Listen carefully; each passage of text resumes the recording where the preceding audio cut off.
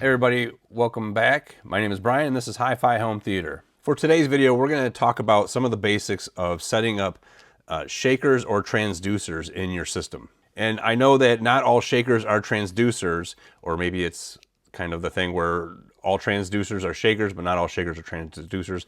But whatever, for the purposes of today's video, we're going to use them interchangeably because the concepts we're going to talk about relate to both shakers and transducers. Now, like everything in this hobby, what can seem like something simple on the surface is actually very complex and has its own deep rabbit holes you can go down.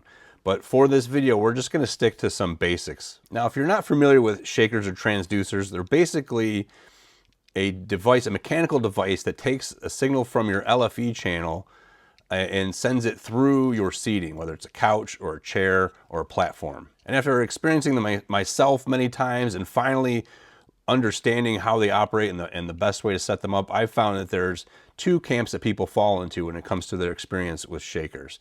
You're either on the one camp who loves them and can't have them out of their system, or you haven't experienced them properly set up. And the things you always hear from the second camp that hasn't heard them properly set up is they're a gimmick or they take me out of the experience. And in those cases, I can almost guarantee that if they feel it's a gimmick or it's taking them out of their experience, then that setup they experienced was missing one of these 5 key components that we're going to talk about. And the first one we're going to talk about is signal. Now, as I've already mentioned, what we're talking about with shakers and transducers, these are mechanical devices that attach to your seating, and they're being fed a signal from your LFE channel.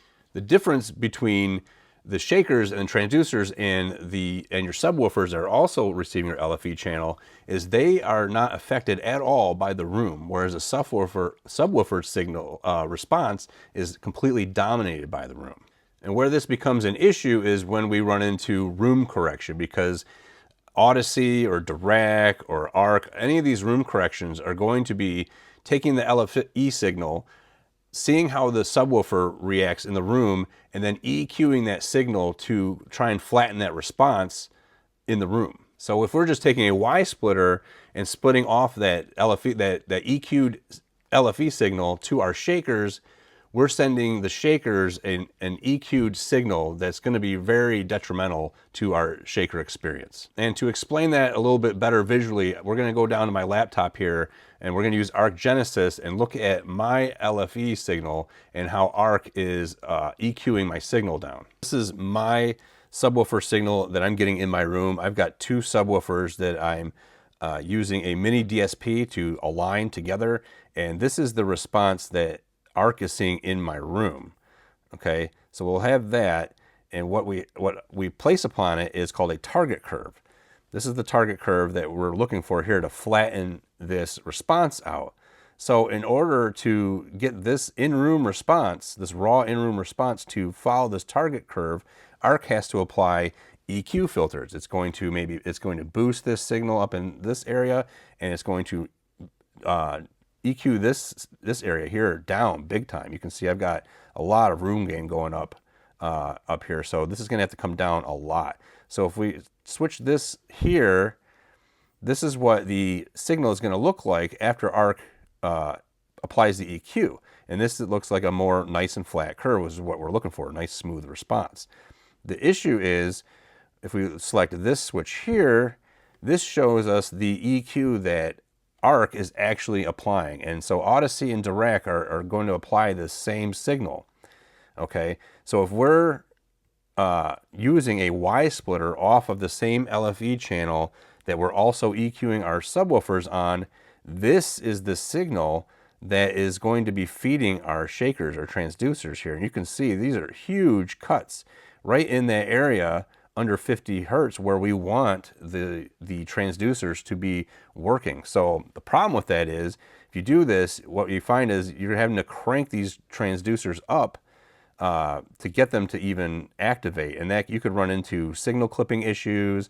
If you don't have a good low pass filter on there, they could start making nasty noises because now you're elevating this signal up here higher. So what you want to do is feed the shakers their own clean signal. The problem with getting a clean signal to the transducers is that's easier said than done, right? Some of the new AVRs, I know like Denon has 4 subwoofer outputs, and if you only use 3 or less of the subwoofer outputs, you can use the 4th output as a dedicated transducer output. I also know Anthem has multiple subwoofers that you can turn on and off after running room correction, and that will give you an un-EQ'd signal. There are ways to reverse EQ the LFE signal, but that's a whole nother rabbit hole to go down. I'll leave some links down in the description to kind of help guide you on that path if that's what you need to do. The second thing we're going to talk about, once you do have that dedicated unaltered LFE signal, is you need some way to EQ that signal. At the very least, to add a low pass filter so that you're not adding higher frequencies to the shakers, and to change the gain level so that you can control the amount of shake in your experience. Many of the amplifiers people use for their shakers will have this ability to add a low pass filter and change the volume or gain on the amplifier, and that will work at the very basic. The Denon receivers I talked about, I believe, have the ability to add a low pass filter and change the gain. I'm not sure what other abilities they've added to the transducer input. If any of you guys out there are using one of these Denon or Marantz AVRs with a transducer output, and they do have some more functionality, leave me a comment below. But the best way to do this, and the way I highly recommend, is to use a mini DSP. Not only with the mini DSP can you add low pass filters and control the gain going to the shakers, but the mini DSP also has several other functionalities that I believe really enhance the performance of the transducers. But we're going to go back to my laptop and take a look at how I have my mini DSP set up in my system and go over some of the extra functionalities that gives me. So now we're looking at the device console I use to interface with the mini DSP 2x4 HD. And I don't want to turn this into a mini DSP tutorial. I'm just going to go over some of the basic functions of how I use this device. So how I have this set up is I have AVM70 subwoofer output 1 going to the input 1 of the mini DSP. I have the sub output 2 of my AVM70 going to the input 2 of the mini DSP. And then I use the mini DSP to both time align both of my subwoofers and then timeline all my subwoofers with my shakers. So that's one way the mini DSP really helps with the transducers. Getting into some of the functionality I'm using for the shakers on the mini DSP, we have PEQ here. If I click on that, you can see I don't have any PEQ added, but if we wanted to boost the low end on the signal going to the shakers, we could. This crossover area, this is where I add my low pass filter. Right now I'm using a 6 dB per octave Butterworth. So you can see I'm starting at 50 Hertz. And if you look here, I'm down 3 dB at 50 Hertz. So after under 50 Hertz, it starts to gently creep up. And that's what I have this tuned at currently. As I said, some amplifiers and the Denon devices do allow you to add a low pass filter, but with a mini DSP, you can control the slope of that curve to change how your transducers kick in at the certain frequencies, and it totally changes the feel and the experience.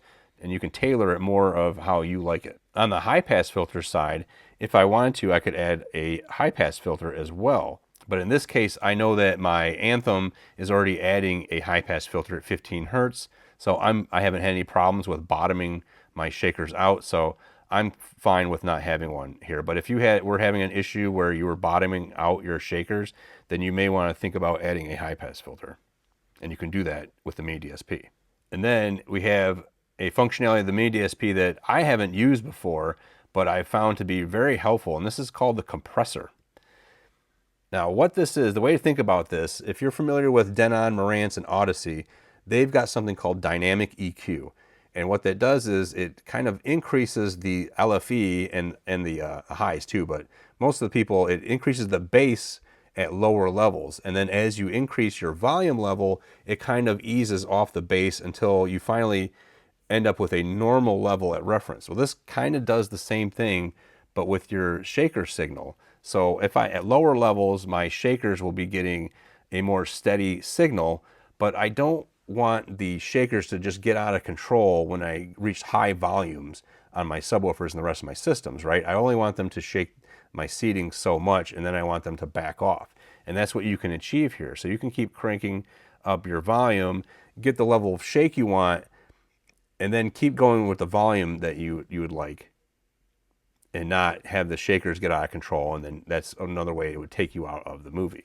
But like I said, this is not a tutorial, and I may do a follow-up video to go in more into detail of how I have my entire system set up. But for the purposes of this video, that's all we're going to cover on the MIDI DSP. Now, I want to back up a little bit and talk about setting the delays in the MIDI DSP. With a shaker or a transducer, because it's right under your butt, you would think that you would have to add delay to the transducer because it's very close to you, right? But that's not actually how it works. And the best way I've had it described to me is because we're dealing with a mechanical device that's heavier and also has to move your seating, which is who knows what weight to it, the transducers actually need to receive the signal before your subwoofers in something that you may heard referred to as negative delay. And you can't add negative delay directly in the device. So what you have to do, and what I do with the MIDI DSP, is I add the delay to the subwoofers. Once I have my subwoofers time aligned with each other in the MIDI DSP, I then add equal bits of delay to all the subwoofers until I get them in sync with the shakers. Then when you run your room correction, your room correction will see the delay on the subwoofers and adjust all the speakers with relative delays to match up with your subwoofers, which will then should be matched up with your shakers. But we could have an entire video on the MIDI DSP and the shakers. So like I said, I'll probably do a follow-up video on how my setup is, and we'll go more into depth on that video. Moving on to the next component we're going to talk about, and that is attachment. Because the shakers are a mechanical device and they're transferring energy to your seat, they need to be solidly attached to the most mass of the seating. You don't want to just attach them to a small piece of wood spanning underneath your seating, because that's just going to shake that small piece of wood and not the mass of the seating itself. So you need to find somewhere on the couch that moves all of the seat as possible, or at least most of the mass of the seat, and securely attach the shaker to that position. Now, some of the theater seats come with areas to attach shakers to, or some of them may already have shakers attached to them, but some of the shakers don't necessarily fit on that section. So you may have to fabricate something a little bit. I know on my seating, I'll show you some pictures up here. What I had to do was I had some Baltic birch plywood left over. I cut some strips long enough to span the entire area under the couch. I also made them wide enough to not only fit the shaker on the surface, but also a little bit wider so they don't flex at all. So if you're keeping up, we've got a good signal, clean signal, going into some type of EQ device where we can EQ at least a low pass filter and the gain level. And then we're sending that into your amplifier, of course, but from your amplifier, it's going to go to the shaker itself, and we need that properly attached. Once we have all that, the number 4 component of this video we're going to talk about is decoupling. Even with very solid attachment to your seats, if you don't have proper decoupling, the shaker is going to be trying to shake not only the seat, but whatever your floor is too. So now what we want to do is isolate that seating from the surface that it's on so that we're not trying to shake everything. We're just trying to shake the seats. And if you're on a hardwood floor or some type of hard surface, that's pretty simple to do. You can usually just attach some taller rubber feet, or they have different isolators sold at Tech. I'll throw some pictures up on here to give you an idea of what that is. But if you're like a lot of us, your seating is on carpet, and that makes it a lot more difficult, because if you just have just the rubber feet on the carpet, it's still trying to, it's still transferring energy into the carpet, where we don't want that. We want all the energy transferred into our seats and none of it into the floor at all. Now, there's different ways to do this to isolate the seats from the floor. I see a lot of people building platforms to kind of isolate the platform and then set the seating on the platform itself. But what I want to talk about in this video, and what I think is a really cool solution, is something I found on AVS forum on the Tech thread. Credit for this goes to AVS user Geomania, who wrote the PDF called the Motion Actuator Guide. And there's a lot of stuff that is not just for Croson transducers in here. It relates to all kinds of transducers. So I'm going to put a link to that guide down in the description. But on this video, the part of that guide I want to talk about is what is the carpet isolator platform. And here's a look at what the finished product looks like.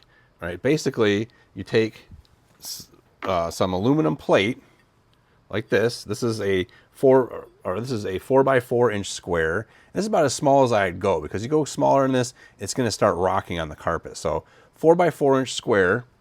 You take these things called carpet spikes, and you can get them. This is for like a medium pile carpet. You can get ones a little bit shorter for shorter pile carpet. Peel this blue sticker off of here.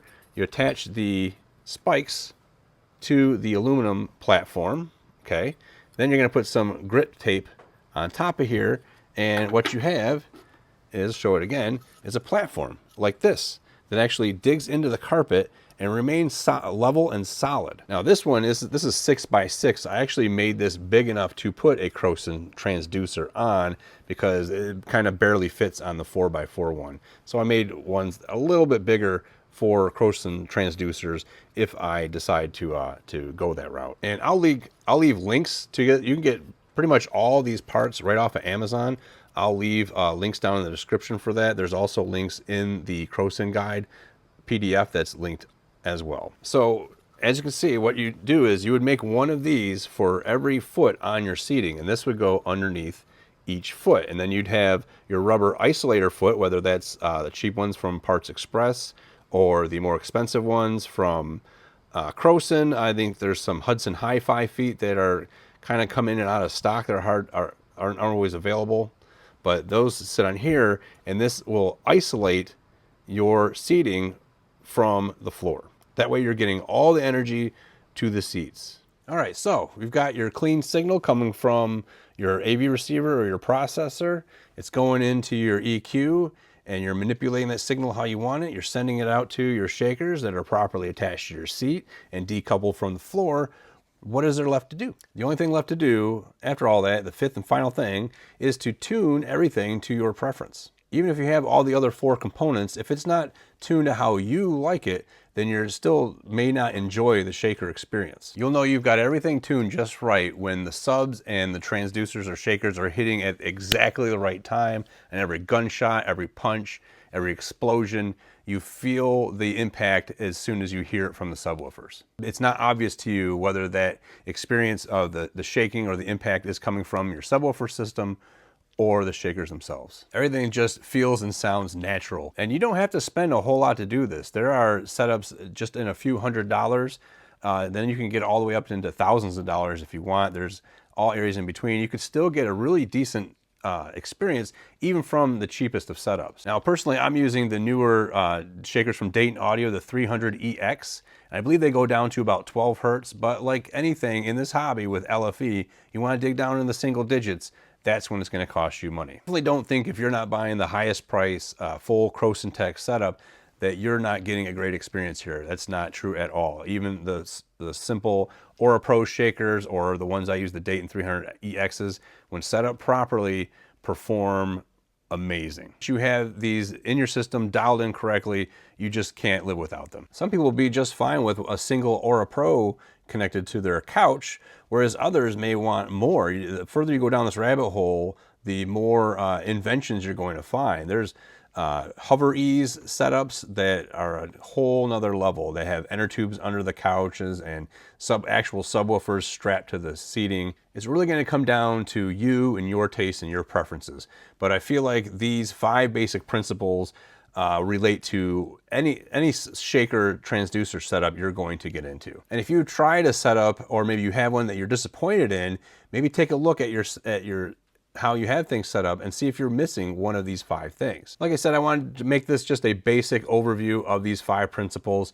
If there are different details or different sections you guys want me to go into a deeper dive into, let me know down in the comments. I'm by no means an expert in all these things. I know enough to understand these basics and how to tune my system. I do hope at least some of you found some of this content helpful. And if you have any experiences of your own with shakers, post them down below. Tell us what your experience was with them. You had a bad experience, or you love your setup. Let us know how you've got everything set up. And if you appreciate content like this, do me a favor, hit the subscribe button, like and share this video.